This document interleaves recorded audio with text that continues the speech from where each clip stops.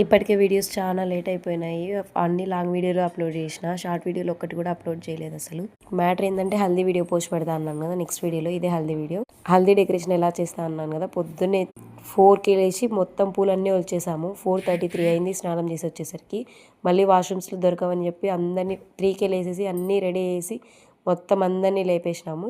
అట్లా ఉంటుంది మరి మనతోని. ఎందుకంటే హల్దీ డెకరేషన్ చేయాలంటే 7కే హల్దీ స్టార్ట్ అయిపోతే డెకరేషన్ చాలా తొందరగా చేయాలి కదా, చాలా టైం పడుతుందని చెప్పి ఫాస్ట్గా అన్నీ రెడీ చేసుకుంటున్నాము. కానీ హల్దీ డెకరేషన్కి అయితే చాలా కష్టపడ్డాం.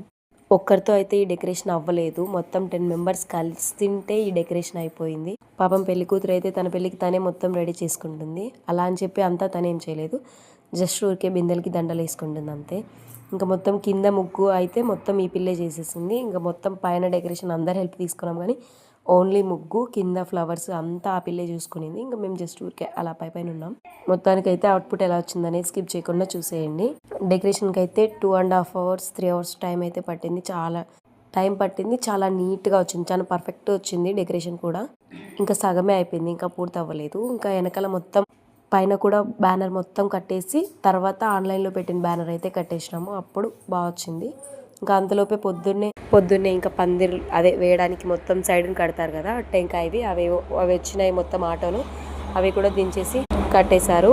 అబ్బా ఇంకా రాలేదా అనుకుంటున్నారు, అంతలోపే లేచారు పిల్లలందరూ. వాళ్ళు వస్తే ఎక్కడ చెడిపేస్తారో అని భయపడి 3కే స్టార్ట్ చేసుకున్నాం మేము లేచి. అంతలోపే డెకరేషన్ అయిపోయేసరికి లేచారు. చాలా బాగా వచ్చింది అవుట్పుట్ అయితే, చాలా నీట్గా వచ్చింది.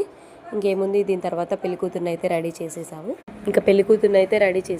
రెడీ అయితే నేనే చేసింది, శారీ కట్టి మొత్తం అంతా రెడీ చేసింది నేనే. ఇంకా పెళ్లికూతురు కూడా రెడీ అయిపోయింది. పర్ఫెక్ట్గా హల్దీ టైంకి మా అమ్మ వచ్చింది.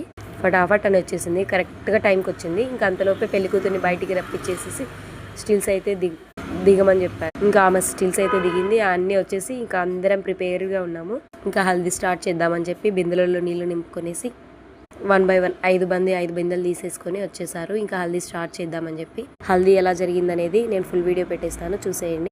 ఇంకా ఇప్పటి నుంచి డైలీ వస్తాయి వీడియోస్, కాకపోతే వాయిస్ ఓవర్ వేయడానికి టైం లేదంతే.